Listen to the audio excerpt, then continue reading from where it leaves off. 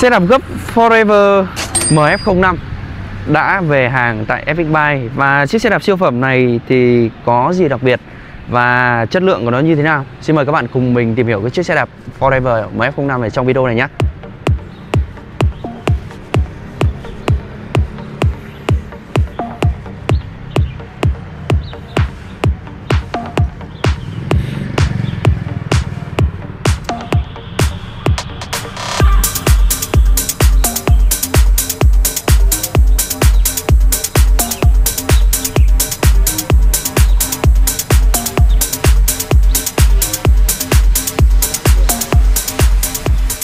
Forever là một thương hiệu đến từ nước Anh và đây là một thương hiệu đã quá quen thuộc với thị trường xe đạp của chúng ta.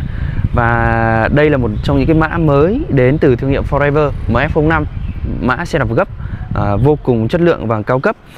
Đầu tiên thì xe được trang bị cho chúng ta một bộ khung sườn đến từ thương hiệu Forever là khung sườn thép.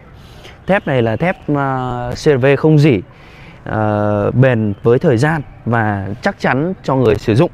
Thì khung thép thì chúng ta yên tâm về cái độ chắc chắn thôi. Thì mời có thể quay gần để chúng ta có thể chiêm ngưỡng về cái sự đẹp thẩm mỹ về cái khung này nhé. Chúng ta có một cái khung nó khá là nhỏ nhắn. Nếu như là khung nhôm thì cái khung này nó sẽ rất là to. Thế nhưng khung thép thì nó cứng hơn. Thế cho nên là cái phần khung này nó làm có thể nhỏ lại để cho chiếc xe của chúng ta tăng được cái độ thẩm mỹ. Làm nhỏ như thế này thì đương nhiên cái trọng lượng của xe nó cũng sẽ không bị tăng lên. Và ngược lại thì khung thép nhưng cái chiếc xe của chúng ta nó cũng vô cùng là nhẹ. Để cho một cái khung thép mà trọng lượng của chiếc xe chỉ chưa đến 10 cân thì mình nghĩ rằng đây là một trọng lượng khá ấn tượng với một chiếc xe đạp gấp khung thép các bạn nhé.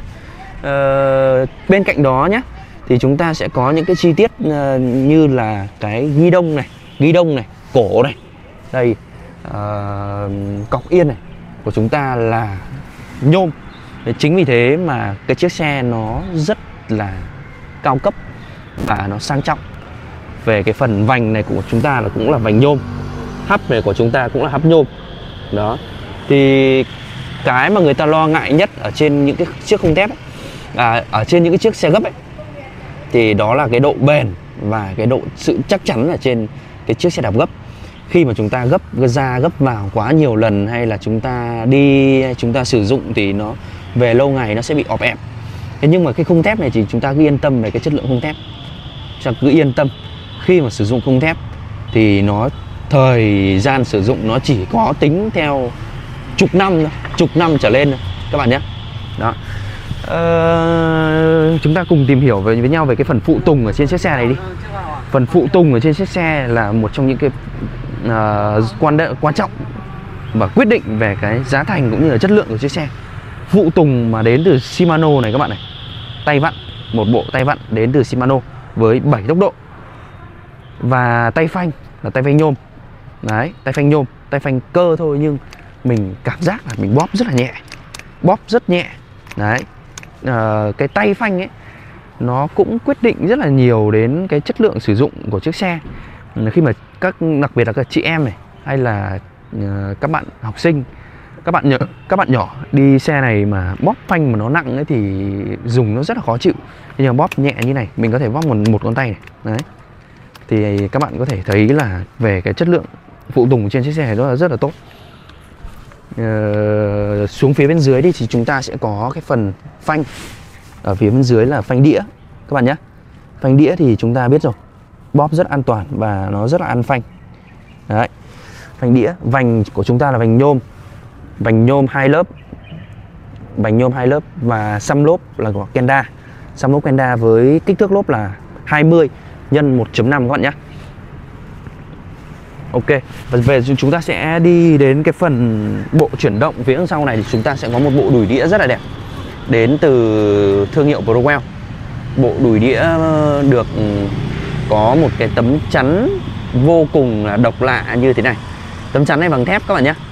Tấm chắn bằng thép và được sơn màu gỗ. Trông nó rất là hay, trông nó rất là đẹp. Chúng ta sẽ có một cái củ đề đến từ Shimano. Củ đề Shimano. Lip là của ATA. kèm là líp của Shimano đấy thì tuyệt vời các bạn, nhưng mà thôi líp này cũng được, mình nghĩ là cũng không vấn đề gì. Chúng ta sẽ có một cái yên như thế này.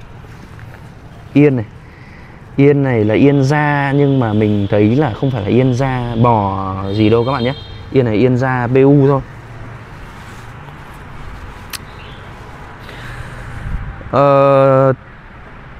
Chúng ta sẽ đi đến một cái phần quan trọng nhất ở trên chiếc xe này. Đó chính là gấp lại chiếc xe này xem là nó như thế nào. Vì mình nghĩ rằng có rất nhiều bạn sẽ quan tâm đến cái phần này. Thì chúng ta sẽ cùng nhau đếm xem ở trên cái chiếc xe này nó sẽ có mấy chi tiết gấp nhé. Thì chúng ta sẽ có một chi tiết gấp ở trên phần ghi đông. Đây, một chi tiết. Đó, một chi tiết nhé. Các bạn có thể đưa cái phần phanh này xuống này cho mình. Là khi mà gập chiếc xe lại thì chiếc xe của chúng ta nó sẽ là một trong những cái chiếc xe gọn nhất mức có thể. Chúng ta sẽ có thêm một cái phần ở cổ nữa là 2 chi tiết gấp. Đó, các bạn gập lại cho mình để tránh khi chúng ta di chuyển thì nó sẽ không gây ra những tiếng kêu. Chúng ta sẽ có cái chi tiết thứ 3 ở cái phần khớp cổ. Đây, các bạn có thể bẻ lên cho mình nhé.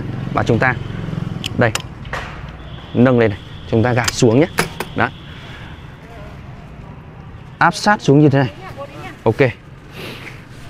Và chúng ta sẽ có thêm cái phần giữa của khung là một chi tiết gấp thứ 4 các bạn nhé. Chi tiết gấp thứ 4, đây sẽ là cái chốt để chống bung. Cái chốt nhựa này để chống bung.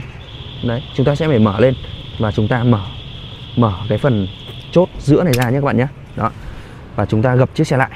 Đấy, là chi tiết gấp thứ 4. Chi tiết gấp thứ 5 là chi tiết của pedal. Đây, hãng cũng đã trang bị cho chúng ta một cái pedal gấp, nó vô cùng tinh tế. Đấy, các bạn có thể gấp lại như thế này nhá. Và chi tiết gấp thứ 5 là cái chi tiết cọc yên như thế này, chúng ta nên cho xuống nhé. Đấy, để chiếc xe của chúng ta gọn nhất mức có thể. Đấy, và chúng ta gập lại giúp mình, cái chiếc xe của chúng ta sẽ đảm bảo siêu gọn các bạn nhé. Đó.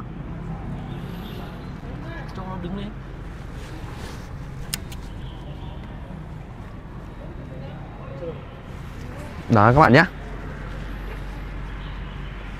Với cái diện tích mà nó nhỏ như thế này thì chúng ta có thể để lên ô tô từ 2 đến 3 chiếc trên cốp ô tô của chúng ta đều ok nhé.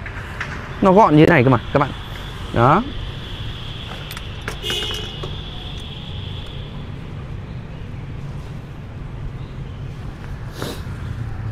Đó.